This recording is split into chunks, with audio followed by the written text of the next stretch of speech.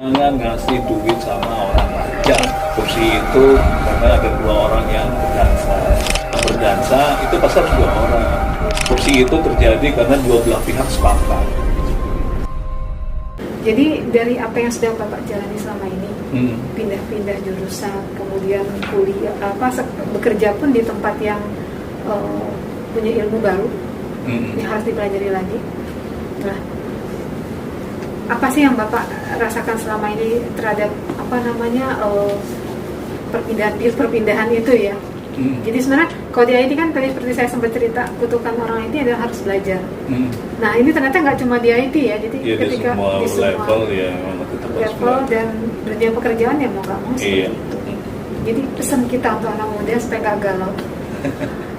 Sebenarnya tuh apa yang kita pelajari itu semua juga berguna sih. Jadi nggak usah merasa bahwa aduh saya udah capek-capek belajar ini kok nggak kepake ya gitu. Enggak sih. Gitu. Kepake. Artinya ketika saya belajar geologi sekarang ya kepake. Artinya at least saya paham. Ya, tadi kalau saya bercanda ya itu buat ngobrol sama istri gitu.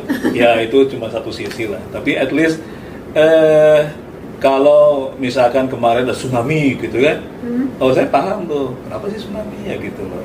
Oh ada gempa, oh ada sesar ini, ada gini gitu. Nah at least itu buat saya lebih paham dibanding mungkin orang yang nggak ngerti geologi gitu.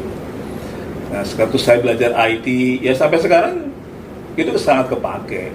Even sekarang saya bekerja di ngurusin orang, ngurusin kepatuhan internal, ngurusin organisasi, ngurusin SDM.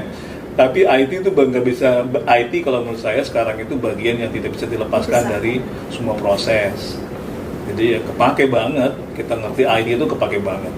Dan karena sudut pandang seorang pengembang dan internal itu beda, karena mau nggak mau internal itu harus bisa mengarahkan terutama pihak ketiga. Betul, apalagi kalau kita bicara pemilik perusahaan, orang IT banget gitu, nggak nyambung tuh kadang-kadang.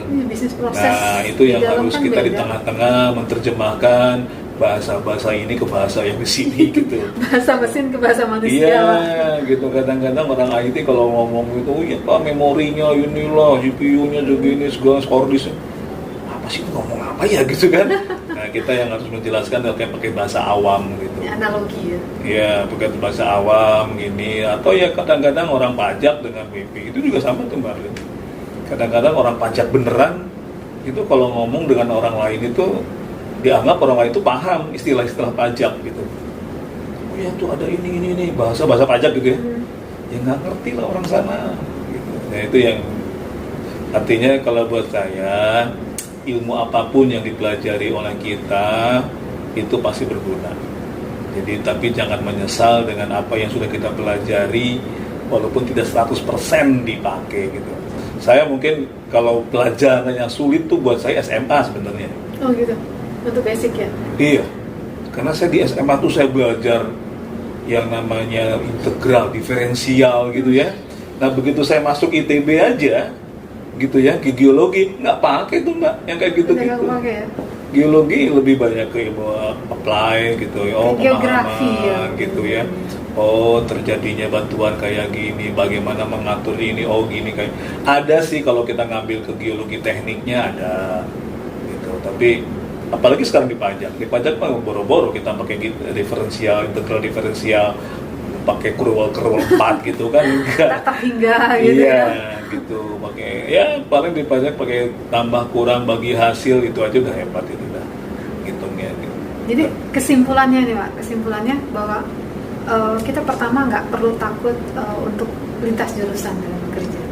Kemudian nggak perlu takut juga untuk belajar. Karena mau nggak mau, apapun dan dimanapun kita bekerja, ilmunya cuma satu ya Pak ya, belajar, nggak ada yang lain. Jadi ilmu yang di belakang itu cuma mendukung aja. Kalau kita nggak mau belajar, dimanapun kita ditempatkan, bikin usaha sekalipun, tetap aja nggak jadi apa-apa. Iya. Saya waktu pertama masuk di pajak itu disuruh ngukur rumah orang gitu. Jadi ya Allah, gue capek-capek jauh-jauh. Belajar pakai meteran doang nih. Tapi saya pikir oke, itu pekerjaan tanggung jawab saya harus saya kerjakan gitu loh. Jadi waktu itu ya apa ya artinya ya saya di ITB, belajar pakai teodolit, belajar ini segala macam gitu. Waktu apply pertama kali, pakai meteran dong. Tapi it's okay gitu. Tapi itu memang walaupun memang di depannya ada juga sih pakai teodolit, belajar ngukur segala macam ada. Jadi waktu implementasi ngukur rumah orang itu benar-benar kita pakai itu aja tuh dulu. Kalau sekarang kan mungkin sudah ada meteran yang bisa pakai yang canggih ya. Scan meter gitu. Dulu sih benar-benar pakai meteran aja. Diukur dari ujung ke ujung. Gitu. Berapa sih luas tanahnya ujung ke ujung, kiri kanan. Gak asik banget ya. Jadi satu pesan nih Pak buat kaum muda yang mungkin merasa bahwa karena gini, produktivitas kita bekerja itu kan ditentukan oleh minat dan bakat. Bertanggung jawab. Iya, dan bertanggung jawab. Kadang kan karena itu tadi lintas jurusan gitu ya. Mereka misalnya gini, sekolahnya kayak bapak tadi di geologi, tiba-tiba bekerja di ekonomi, di administrasi gitu. Tahu-tahu karena ngerasa, aduh ternyata passion saya sebenarnya di IT gitu kan. Semangat kerja tuh kurang gitu. Nah sebenarnya solusi untuk anak-anak yang seperti itu dari Bapak apa? Satu pesan buat mereka. Saya itu kalau kerja itu yang pertama sih tanggung jawab. Betul-betul bahwa itu amanah harus saya kerjakan. Dan kedua, kalau saya kerja di government, kebetulan sekarang di government, saya selalu memposisikan diri sebagai orang yang dilayani. Bukan melayani? Sebagai orang yang dilayani. Kok gitu maksudnya? Karena kira-kira orang yang saya layani itu paham nggak, enak nggak gitu loh. Kalau saya diperlakukan seperti ini, gitu. Jadi saya memposisikan diri sebagai mereka. Kalau gua di sana pasti marah nih saya diginiin gitu kan. Nah makanya kita harus membuat pelayanan sebaik mungkin buat mereka. Karena nanti saya pun akan ada di sana. Sebagai bagian dari itu. Karena toh nanti saya akan selesai di Direktorat Jenderal Pajak dan saya akan bagian daripada wajib pajak. Gitu. Nah saya kebayang aja kalau saya sebagai wajib pajak, aduh yang gini aja susah banget ya gitu loh. Nah, jadi saya harus membuat satu kemudahan-kemudahan buat wajib pajak. Bagaimana sih mereka menunaikan kewajibannya gitu. Karena udah duit saya diserahkan ke negara. Nah, gitu. Terus apa yang saya dapat dari negara? Kira-kira makanya waktu saya di sini memposisikan diri sebagai wajib pajak. Kalau Anda yang di situ, gimana kira-kira gitu? Jangan memposisikan sebagai orang pajak. Karena kalau kita memposisikan sebagai orang pajak pure, kita nggak ngelihat sisi orang itu bagaimana dia berusaha, bagaimana susahnya pengusaha itu jungkir balik, bagaimana dia mau tahu tentang pajak tapi susah gitu. Nah itu yang harusnya mindsetnya saya balik gitu. Kalau saya di sana, kira-kira gimana? Oke, itu pesan buat generasi muda nih. Ini pesan sponsor sedikit nih untuk semua wajib pajak. Bapak punya pesan nggak? Wajib pajak ya artinya gini, wajib pajak itu kalau kita dari 4 ya kan, ada wajib pajak itu yang memang comply gitu ya, ada wajib pajak yang memang ingin comply tapi kemudian susah gitu. Nah itu kan treatmentnya harus kita beda-bedakan. Ada wajib pajak yang memang dia ingin memang tidak comply, ada yang memang niatnya memang menghindar atau fraud gitu.